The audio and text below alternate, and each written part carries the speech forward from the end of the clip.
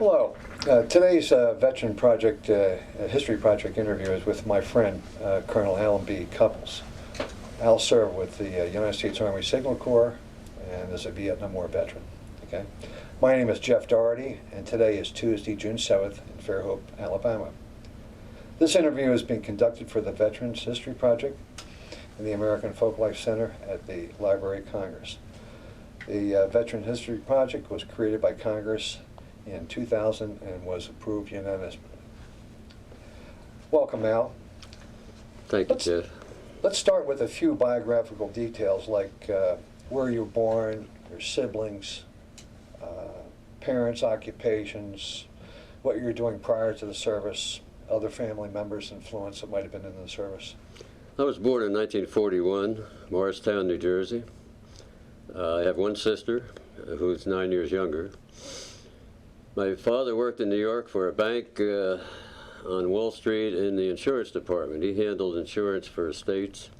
My mother was a homemaker primarily. She may have done some odd jobs now and then, but other than that, I had a normal upbringing, a rural area. I went to grammar school there. I went to high school nearby, and then I went to Seton Hall University in South Orange, which is all within a 30-mile circle. While in Seton Hall, I was in the ROTC program, and when I graduated, I was commissioned a second lieutenant in the Signal Corps a day before we graduated, which happened to be, I think, the 6th of June, if I remember correctly. It was D-Day, or the day after. Well, they had, it was getting back to you saw that, I guess, the Vietnam War was beginning to crank up at that time. And, it was still an advisor effort. In fact, in our senior year there, we were more concerned about Laos. Oh. There were more things going on in Laos. At the time, the advisors in Vietnam really only got into that in 62, 63, 64, when things were happening there. So you got in. You thought about that was going on too, but as your entry into the Signal Corps, how did that come about, or why was there any special training? Well, I was a finance and accounting major at the time, and I was going to eventually take the CPA exam. Mm-hmm. I applied. You had three choices. I applied for the Finance Corps, obviously, for my 2-year obligation. Military Police Corps, and I think Signal was my third choice. We had three choices, and well, they needed people in the Signal Corps more than they needed people in the other two at the time. So off I went to Fort Gordon, Georgia for the basic course. Following that, I was assigned to Germany. I ended up in the 440th Signal Battalion in Kaiserslautern, Germany, from December 62 till March 66. The last year I was there, I commanded a company, Company D of the 440th Signal Battalion. Mm-hmm. When I left Germany, I came back to the advanced course, to what they called the career course at Fort Monmouth, which was a 9 to 10 month course. I then went to Vietnam the first time, December 66 to December 67. I was in the Mekong Delta with the 52nd Signal Battalion. A new battalion when I got there that was just organizing. I returned to Vietnam in '72 in July.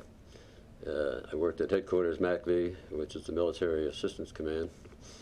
In the communications section, we were doing planning, and most of the time after I got there, I was working on the signal troop unit reductions, along with a handful of other people who were doing the main force units and the transportation and the logistical units, and because we'd get numbers for drawdowns, and so you'd make up two plans, high and low, and then they'd get the number would come in the middle, and we had to scuffle along. Sure. Because you can't take half a battalion and send it home. It has to be whole. Had to be whole units. Mm-hmm. So that's what I did the last time I was there until the 23rd of March in '73, when they finally released the rest of the POWs, and then I got out, I think, probably on the 8th or 9th airplane for the rest of us active duty people that were going to be there. Of course, there was a presence there until '75 when advisors, civilians, so forth. Did you have any, as far as the troop levels, and you indicated that, something like that, you're adjusting the troop levels within the Signal Corps, your particular job. Signal unit. Yeah. So that's and you moved entire battalions. Was there how about the needs of the total, were you doing a particular area, a region that you were doing, or were you doing for entire Vietnam, or? The drawdown was going pretty fast at that point.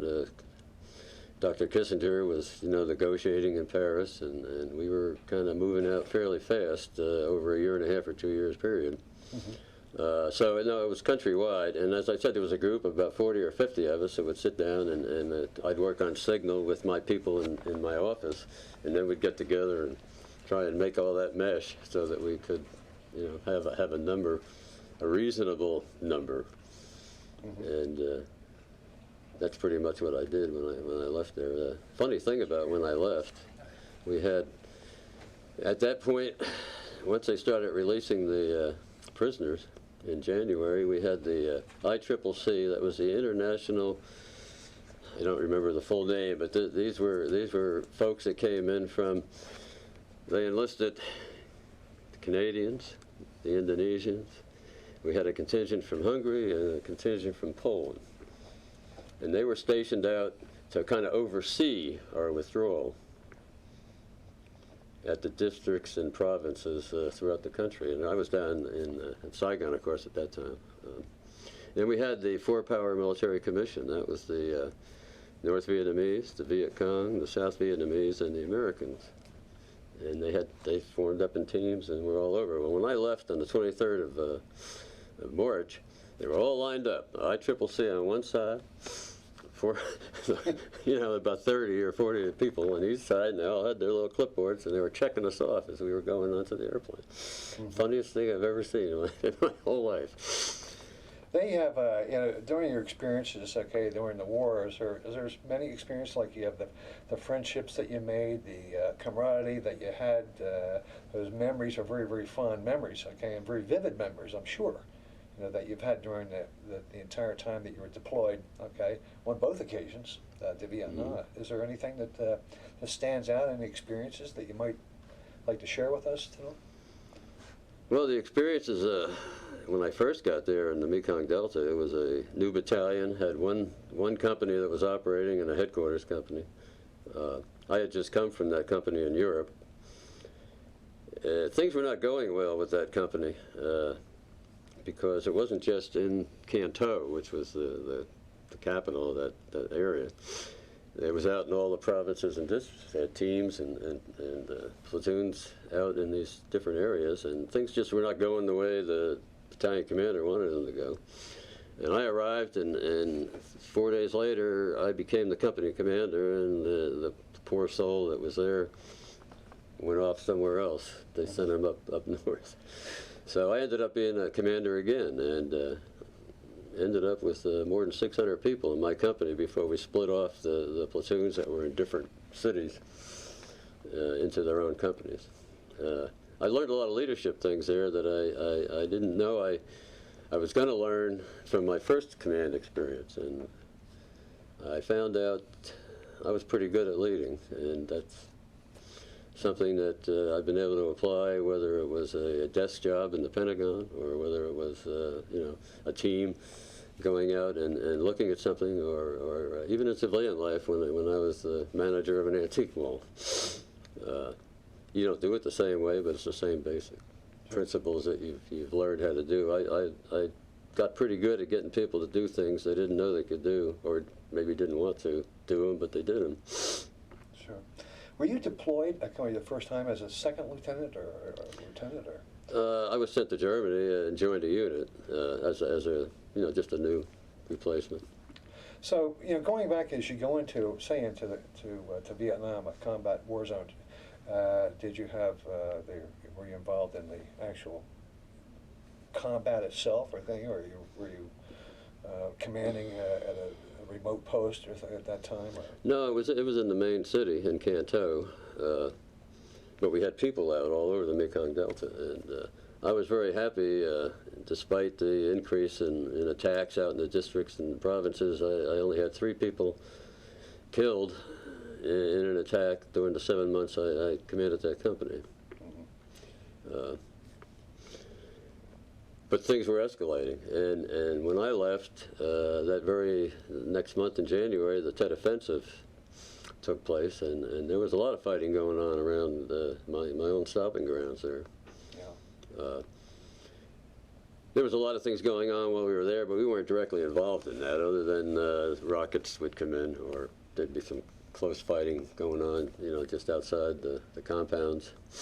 Okay. This was during the first deployment. So then you transitioned back to the States. Okay, to where did you go to? Fort Gordon? I went back to the signal school in Fort Monmouth, and I was an instructor there for 2 years in applied communications.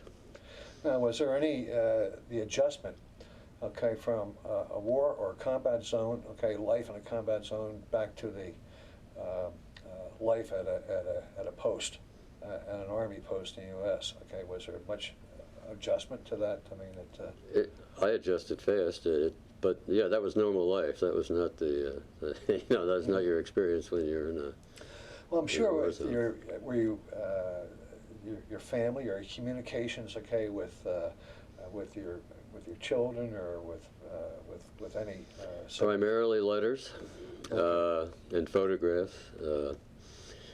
In those days, you know, the reel-to-reel tape recorders were real big, but they had come out with some smaller ones with the little reels, and you could make a tape and send it home. It'd take sometimes a month to get there, and then you'd get one. You know, you could get one back where you could talk to the family that way. Sure. Yeah. Twice while I was there, we used the Morse system, the military.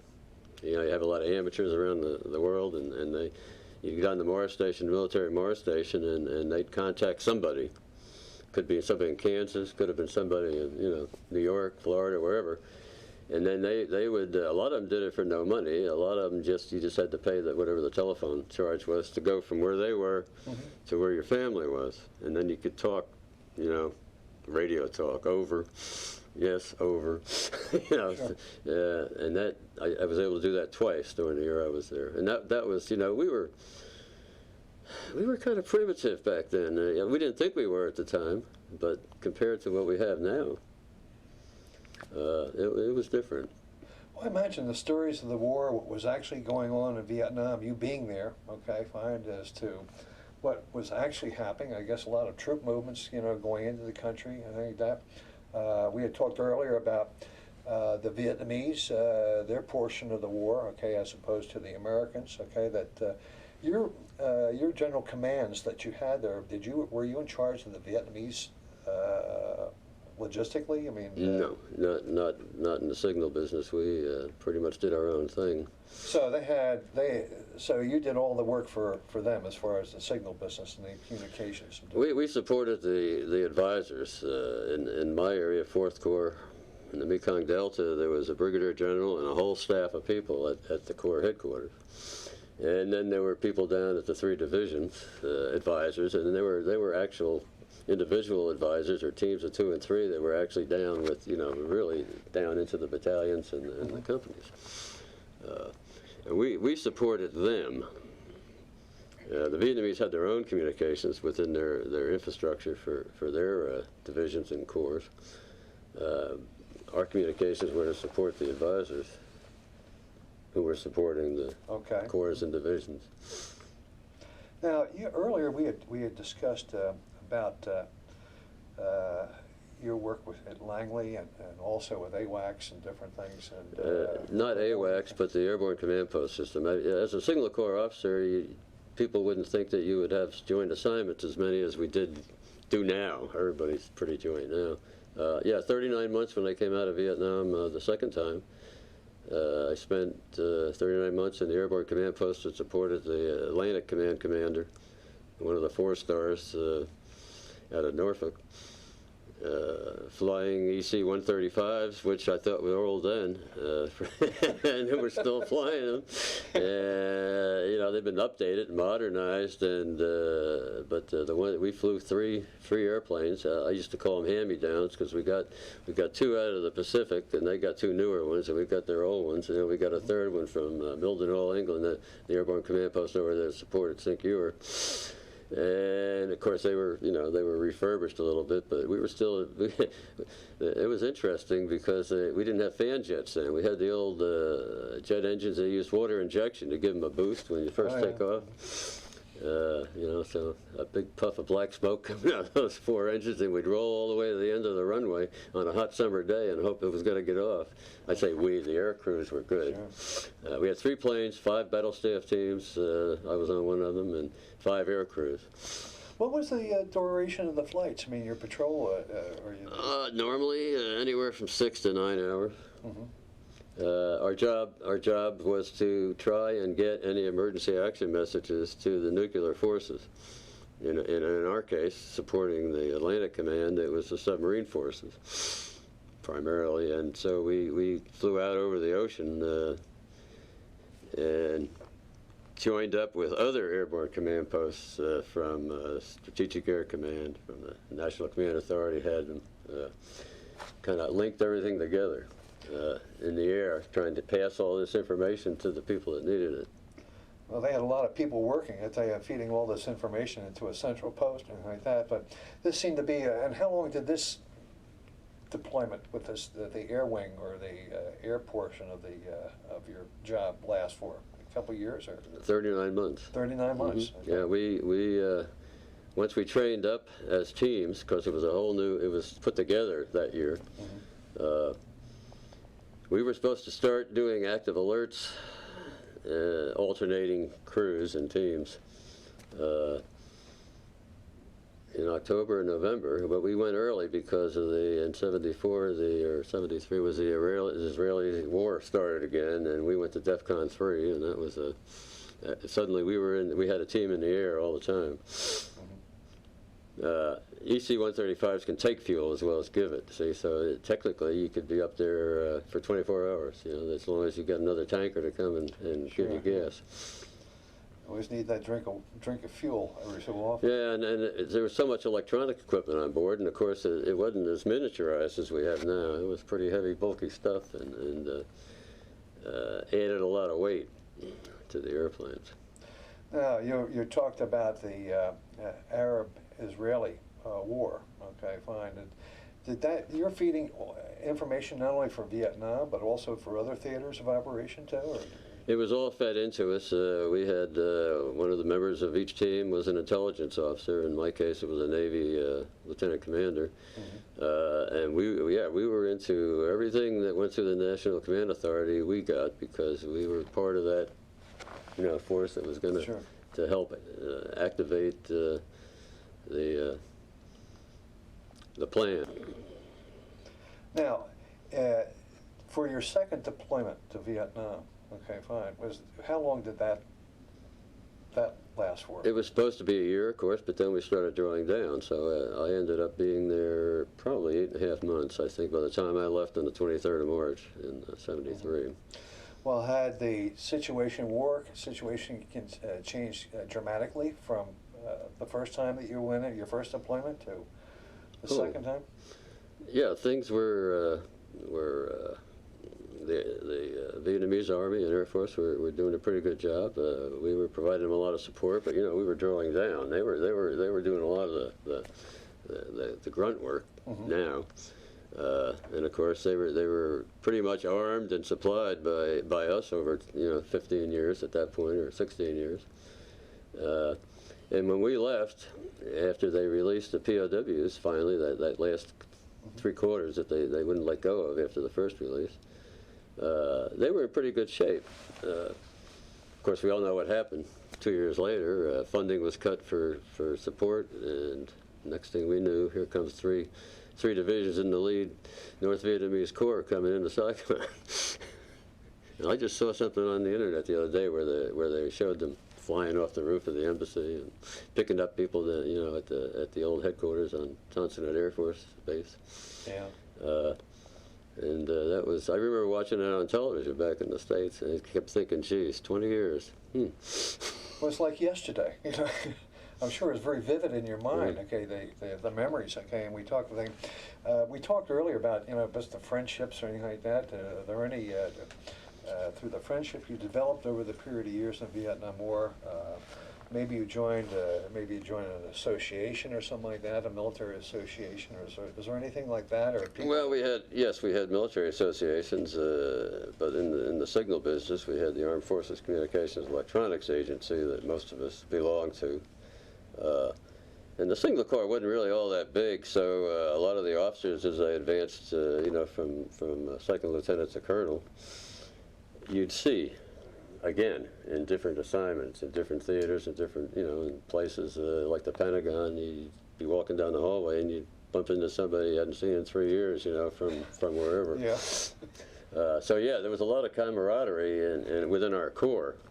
Mm-hmm. And when I went back to Vietnam the second time, and in the office I worked for, there were two people that I had worked with before out in Fort Huachuca and some other places that, we were captains and majors, and now we were majors and lieutenant colonels. So yeah, there was a lot of that, and then I went back to the Signal School, which is the home of the Signal Corps at Fort Gordon, and so we'd see people coming and going all the time that you'd served with and knew. Yeah, that's I think as the war was winding down and you returned home, there is a military life, I believe, okay, and then there's a civilian life, okay. Could you just give us some insight upon the readjustment or the adjustment to civilian life from being, your total career all military back to duty, like that, and moving back and readjusting into that life? You mean after I retired? Yes. I retired in 1990. Had just commanded a brigade for 2 years as we were reducing strength in the armed forces, and that brigade had 4 battalions and maybe 2,700 people at the Signal School. That brigade was deactivated when I retired. It was all done in the same ceremony. I then got in my U-Haul and put my boat on the back of it, and my wife got in the car, and we drove down here to Lake Forest, where we lived for 15 years before we moved to Fairhope 6 years ago. There was no problem adjusting at all. Well, let's say as you move out, okay, your last day and the final day, and you look in your rearview mirror, and you're driving down to Lake Forest, Alabama, and all those memories and of things that you happen, okay, find that have happened to you that's indelible in your mind. Like some things that you may have even prior today thought about, geez, that's meaningful like that. But as we sit right here now, if you look back, are there any lessons in life or something like that you might share with us? Okay, The big lesson in life is that once you're able to control an organization using leadership principles that you develop as you go, you can apply that anywhere. The antique mall I managed, just study groups, anywhere. The same things applies. It's just not a command thing, more or less. It's more of a congenial thing in places like the Pentagon, where you have to work together. I just had a thought, okay, when we talked earlier about leadership, okay, and the leadership, okay, find that is something that maybe they try to teach, but you develop yourself. Like each person has certain levels of leadership that are better than others, okay, and they certainly do well, and like that. Do you think that contributed a lot to your success of rising to the level of colonel? I mean, Absolutely, because every job I went to, other than strictly a unit, was different. But you had to work with all kinds of people. The last assignment I had in Europe as a full colonel was with the Central Army Group and 4th Allied Tactical Air Force in Heidelberg, Germany. So we were working with not just our other service components. We were working with the Germans, the Dutch, the Brits, the French. They all had people in that headquarters, and it was fully integrated. The chief of staff was a 2-star German general, for instance, and my boss was a Canadian brigadier general, who was the operations director. Did you come into contact, with United States government officials? I mean, like anybody, like a deputy secretary of the Army or anything like that? Oh yes, yeah. Contact with them. How about in your life? The leisure life. Whether it be entertaining. I don't know if you call it even those business and like that. You entertained a lot. And as you went up the ranks. And say at the level of colonel, how often did you entertain people? Was this a type of thing that was a weekly type of thing? It wasn't weekly, but there was something going on 2 or 3 times a week to where you a lot of times it would be done in the club, officers club, and there'd be people from all the units on post. If you were on a large post, over in Heidelberg was the same way. They had a little international club there in Campbell Barracks, where the headquarters was, and we had stuff going on there 2-3 times a week.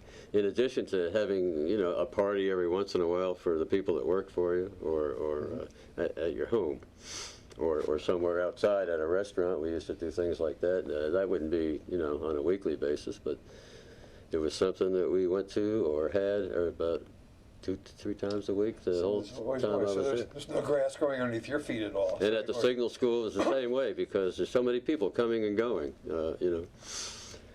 That's a area that you talk about. It's entertainment. How about your vacations or rest, R&R? We didn't talk about that at all. From Vietnam, I went on an R&R to Hawaii for. It was a full week.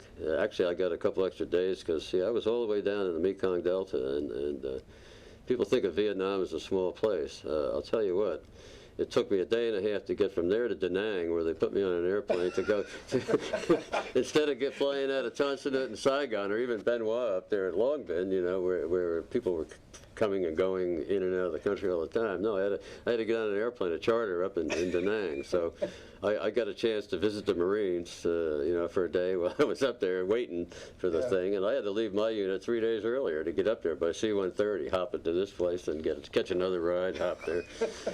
Same way coming back. So, by the time I got back to my unit, it was almost 2 weeks.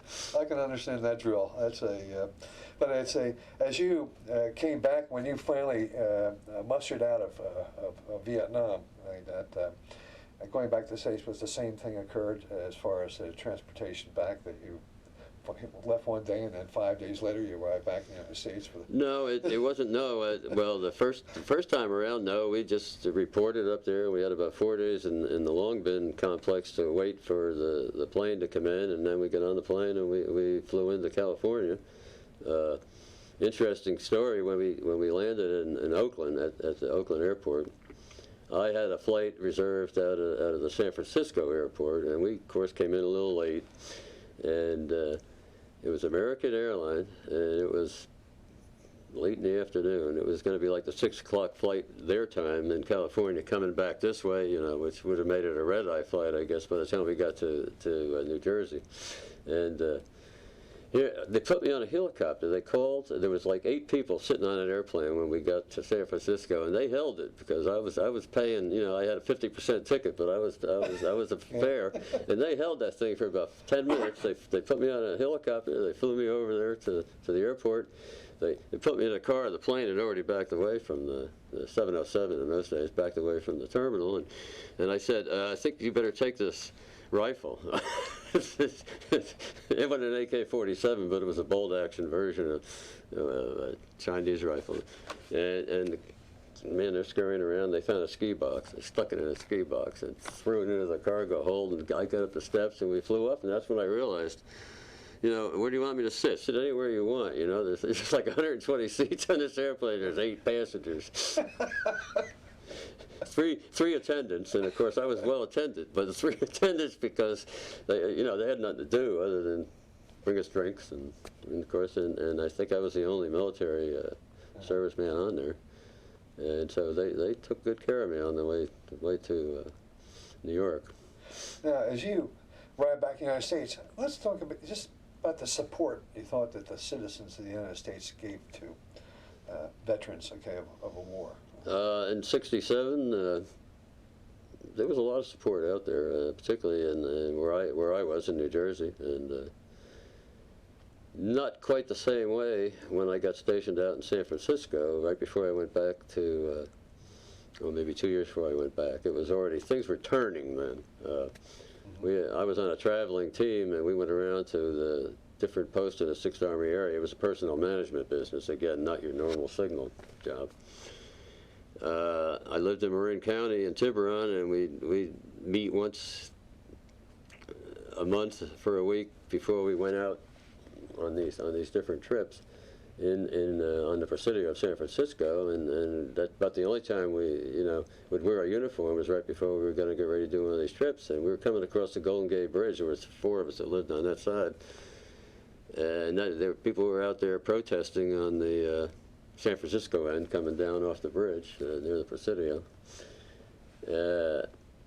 I'm glad it wasn't my car, because there were rocks being thrown and eggs and all kinds of stuff. Of course, we were in uniform, so they knew right away. Here's another target. That's the only experience I ever had with that, other than reading about it and hearing about a lot of that on television. Baby killers and all this stuff going on in the airports. That's a big difference from when I came back the first time. Yeah, it's quite ironical, kind of that situation, you being in a war combat zone, coming back to and finding it's a quasi-combat zone here. That's I'm sure the feelings. And I'll tell you another thing. The last year I was in service, I had to fly up to Fort Monmouth for something for Fort Gordon, and I was in uniform. In the little airport there that supported Monmouth County, we were waiting for an airplane to go back, and the first time in my whole time I was in the service, somebody saw me at the bar, bought me a drink, and said, "Thank you for your service." I think that's outstanding. They do that. And that was 1989. So that tells you how far things come back the other way. Well, you've had a long and distinguished career, okay, with the United States Army in the military, and is there anything else that hits your mind or something like that of the memories that you have that we may have missed? I mean, there's maybe certain things that you thought about prior to talking about for the Veterans History Project that you have that we're sitting here now. I had so many good jobs besides the opportunity to command in my own branch. We got involved in a project in Indonesia to put communications in, because if you ever looked at a map, Indonesia is thousands and thousands of miles across all these islands. Sukarno had died. Suharto was the acting president, or he wasn't president yet. He wanted to run for president, and we got the job military assistance program out there at Fort Huachuca to oversee the installation of communications to tie all these islands together. Well, at the time, again, we weren't all that sophisticated. It ended up being 4-channel HF, fixed station HF radios, and then we had Collins and some other companies that were actually doing the work. But we were only allowed to bring in like 8 military people at a time. We had to go through Taipei. The interesting part was we had to go brief the Undersecretary of Defense for logistics. I guess that was the title in those days. And so the general lad of the 2-star and my boss, the colonel, and the 3 guys who were working with me on the project had to go brief this thing to get the final approval. And so we're flying up on a commercial flight. And in those days, you traveled in uniform, full uniform, blouse and tie. And the attendant spills a cup of coffee in my lap. And then she wanted to help wipe it up. And no. Don't worry about it. Because I knew we were getting there the day before. We were staying, they put us in a nice hotel, and they took care of my uniform. I think 45 minutes later, I had it back, cleaned, pressed, They even put all the stuff back on. It must have been in the right place. And so that was my trip to Washington from Fort Huachuca, where they spilled coffee on me. There are humorous things that happen. Oh, I'm sure there's many things that you can think about even after this interview finishes. You think, oh, geez, I like that, but there's a lot of good memories. Let's talk about your medals and awards and accommodations, okay, that you received over your career, okay, with of your 28-year career with the military. Is there different awards that you received, or anything like that? I got most of the same things that a lot of people got when you did a job well. You were rewarded somehow, either with a good report was always the best reward. But the usual awards, meritorious service awards, the Army Commendation Medal, there are some joint versions of those, because I ended up in joint assignments 3 or 4 times. The last, they gave me the Legion of Merit when I retired, and they write it up as the last 10 years. Of course, that's when I was doing more important stuff, as a battalion commander, staff officer in the Pentagon, brigade commander, major staff officer in the Central Army Group in Europe, those kinds of things. And so that was, I was never wounded in combat. I probably fired a weapon in 5 times, and that was all the first time. I mean, when things were happening. They used to attack us in the compounds through the civilian hospital. Now, the civilian hospital there in Canton consisted of people usually lying on makeshift beds and stretchers, and they had dirt floors. But, the VC were smart. They knew Americans wouldn't like to fire into a civilian complex, so that's where they'd always try and hit the compound. Mm-hmm. Or the airfield out on down the road where we eventually moved to. But we were in a good building in Canton. It was a bank, the old Bank of Indochina. It had walls about 8 foot thick. Had open windows. I mean, there were, but they had walls. You just sandbagged a little bit. And they hit the thing when I was in Hawaii, and I came back, and they said, "Boy, we were rocket attacked in August '67." I said, "Where?" He said, "Come on out here, look. There's some chipped stone and a little hole in the concrete, where the thing obviously bounced off, and blew up and just went down. It blew up the sidewalk, but that building had a little dent in it." Yeah, very fortunate. It was a good place to be. They had, over your career, you looked at that with the people you've met and the places you visited and the service to this country. Al, you're a real patriot, and a real credit to the United States of America. And if you want to say anything more at all, no, I think we've covered pretty much everything. I could talk for 5 hours, probably, like most people who sit here. If you really wanted them to, they probably could. Yeah. But no, we've covered pretty much everything. I think that would be meaningful to someone watching this. I'm sure afterwards you think, oh, geez, I wanted to say about that, and about this, and like that, but it's but what is vivid today, and like that. Al, thank you very much. And thank you, Jeff, for being here today. And that's since that first guy said thank you for your service in Fort Monmouth, or at Monmouth Airport, as wearing a full colonel's uniform, with all the stuff on. A lot of people have said that when I managed the antique mall, we'd have people in from, they'd come down here from Chicago and everywhere, and they'd shop, and they'd find out I was in the Army, and they'd say, "The guys, thank you for your service." It happened a lot in the '90s. It never happened back in those earlier days. Yeah.